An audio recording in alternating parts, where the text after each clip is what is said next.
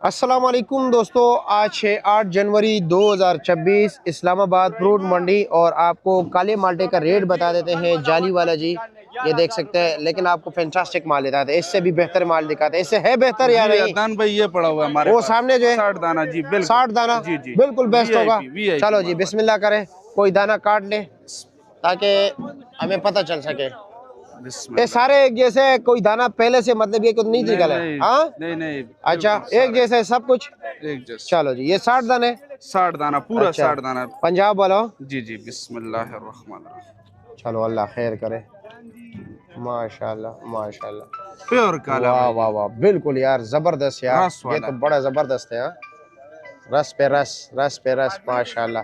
और इसका रेट क्या है जी? ये 850। 850 फाइनल लगेगी या कुछ कमी बेशी होगी? 850 रुपए फाइनल। अच्छा जी, और इसमें ये क्या रेट है? इसमें हमारे पास 3 मार्के पड़े हुए हैं। ये वाला क्या रेट है? ये 750 ये 750 का, वो 850 का, तो फिर वो बेहतर है ना? जी जी, वो क्वालिटी। फुल अच्छा जी, अच्छी चलो क्वालिटी ठीक है वाला जी, है। शुक्रिया।